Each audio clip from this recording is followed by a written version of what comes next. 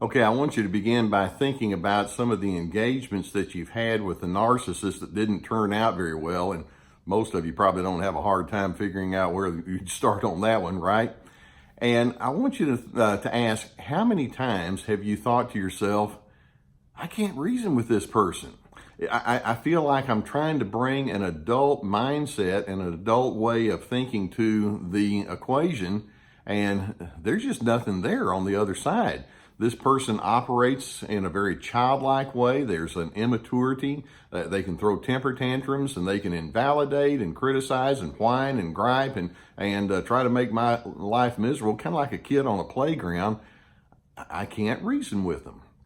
Well, it's very interesting to note that when we're dealing with individuals who have a real strong narcissistic bent, one of the words that we don't use to describe them is the word maturity.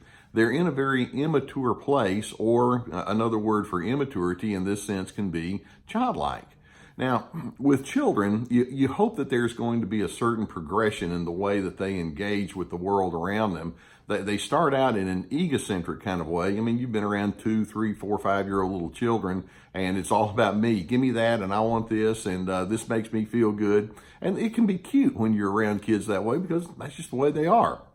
But then as they progress, you hope that they're going to become more sociocentric. And by that, it's like they see themselves as one part of the greater group. And so they learn to factor in other individuals, and it becomes the beginning point for empathy. They learn to share, and they learn to take turns and make sure that they do things with the needs of the other individuals involved. And sometimes you have to give little children some very specific lessons, but hopefully they pick up on that. And then as they age and get deeper into the adolescent years, you're hoping that they can add some abstract thinking to the way that they interact with the world. In other words, they understand the whys and the reasoning and the principles and values behind the scenes. Narcissists tend not to have a whole lot of that why mentality. They tend not to have a real strong sociocentric way of living. They're way back at that egocentric way of thinking that's frankly almost preschool in the way that they do it, although some grade school kind of kids do it, and sometimes adolescents can be egocentrical, but you hope that as they grow older, it becomes more and more minimized. Now, I'm going to go through a whole list of things here that we can see that are a part of that childlike egocentrism. And I'm as I'm saying this, obviously, I want you to see that is part of the personality thing that, or the developmental thing that children have to go through. But I also want you to see that I'm running some parallels to the way that narcissists live. For example, when you have small children that are in that egocentrical way, they operate with raw impulse. They tend not to have a very good filter system now, do they? Little children can have a lot of binary thinking. Black or white, right, wrong. You're with me, you're against me. This is correct, this is incorrect. I can do this, I cannot do that. Your friend, your foe. And so it's just all very measured out in their mind. Or when they're going to do something, they think, well, what does the rule say that you can do and cannot do? And they can be very specific and very agenda driven in the way that they learn to think. Small children don't have a good ability yet to learn how to accommodate other people's feelings or their needs of the moments or their interpretation or their historical references. Kids don't know how to put that into context, and it's just very difficult for them. In addition, children have difficulty with mystery or uncertainty or vagueness. It's like, I don't know what to do right now. They tend not to have a curiosity as much about who you are. I remember a while back I was with a family and they had a 9-year-old girl, and we had met at a restaurant, and the 9-year-old girl looked at me and said, "How was your day today at work?"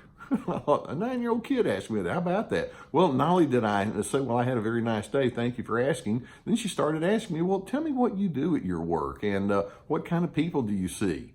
And I'm thinking, what 9-year-old child does this? Now, that is a very unusual situation because we think of 9-year-olds as saying, well, here's what I did and here's what I want tomorrow. They tend not to be real curious about you.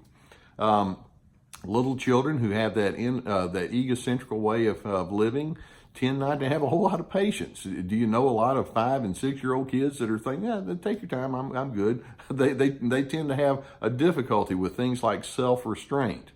They can have irritability and anger and agitated that can be very disproportionate to the circumstance in front of them. Let's say you have a 7-year-old child and their 9-year-old sibling, and one of them doesn't do what the other wants, and they just throw a huge temper tantrum, and you think, somebody just died or somebody broke an arm. No, you took my something or another, and now I want it back. And so they can have anger that's way out of proportion. You ever know any adults that think that way? Now, little children can be pacified by instant gratification. Okay, here's a sucker. Maybe you'll feel better right now. Or okay, I'll let you do this. Just quit yelling. Any adults think that way that you know of? Little children sometimes have difficulty sharing in someone else's joy. Now, many times they can share in a joy if something good happens to someone else, like on a team and all, they can high-five each other. But very often it's like, why didn't I get to do that? Or I want that too. And they can have envy. Children can be prone towards pouting and fuming and going into shutdown mode. Now, it's fascinating to look and say, well, yeah, when you're 4 years old or 8 years old, we can excuse a whole lot of that because that's where you are in your personality development. But what if it's a 48-year-old person in front of you doing it that way?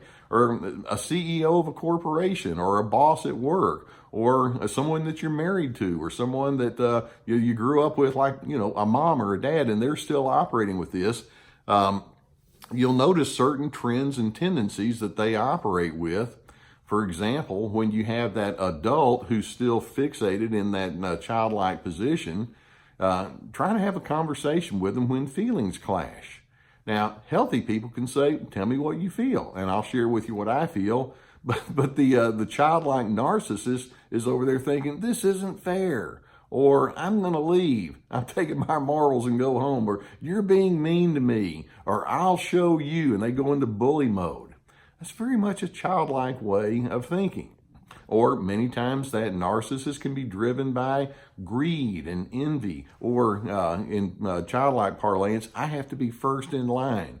I want the chocolate with the sparkles on it, that kind of thing. And they just want the favored treatment. And if somebody else gets favored treatment ahead of them, it's like they go back to that. This isn't fair. That's how they think. Or when you're dealing with that narcissist, they are very unwilling to consider nuances. You may have a situation and your interpretation of it differs from theirs, rather than the narcissist saying, we think differently. Let's figure out how we arrived at our conclusions. Tell me about yours. I'd like to tell you about mine. They can't think that way. It's like, I don't care about nuances. I don't care where you come from and what your unique set of circumstances are. It's all about me in the moment, just like when you're 5 years old. Narcissists have a real strong or a real low sense of we and us. It's just about me. So understanding that you're dealing with this binary, black and white, all about me, whining and childlike kind of an adult in front of you, how are you going to respond?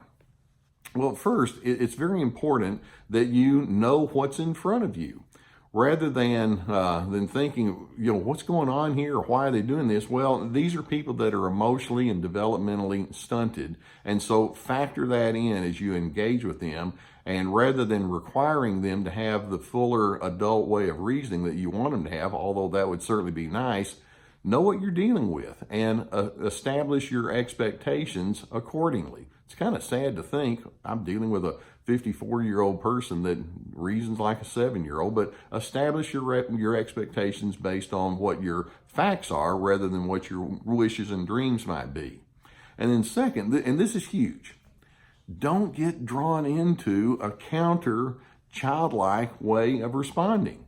Now, I'm just going to ask you to think, how many times have you been in the presence of that childish narcissist who's throwing the temper tantrums and can't think beyond themselves, and you do the same thing in reverse? And you can walk away shaking your head thinking, how did I let that happen again? It's because you're too much in a reactor mode, and you're not taking your own healthy initiatives make certain that you have your own separate distinctions that you operate with that are much more adult. And so that means that you need to know what you believe, you need to know where you're going, you need to know who you are, and you live according to that rather than letting this childlike adult who's into all of their control and manipulation and exploitation that has more adult connotations, rather than letting that person dictate who you're going to be.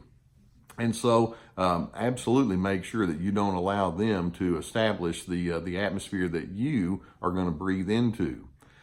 So just like when you're dealing with a child, make sure that you have good boundaries. Unfortunately, sometimes you say to a child, if you do A, then B happens. And then when they whine and complain, you enact B. These are my stipulations. These are my consequences. This is what I stand for. Hopefully, later on, you can sit down with them and reason and take them a little bit more to that abstract thinking. With adult narcissists, they are so not used to being able to do that you're not going to get there.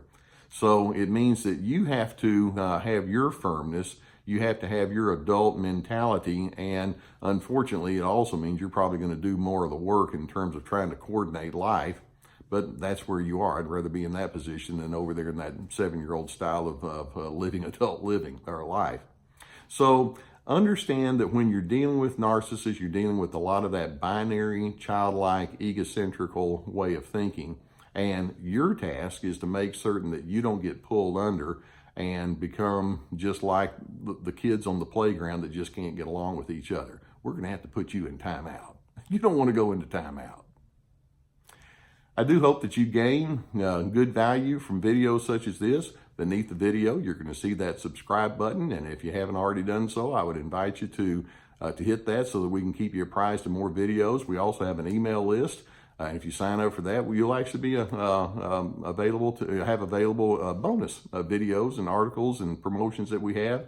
If you are in need of online counseling, and I know that some of you are at places where you don't have people that can counsel with you there in person, we have some online possibilities there that you might want to look into. There's a link there.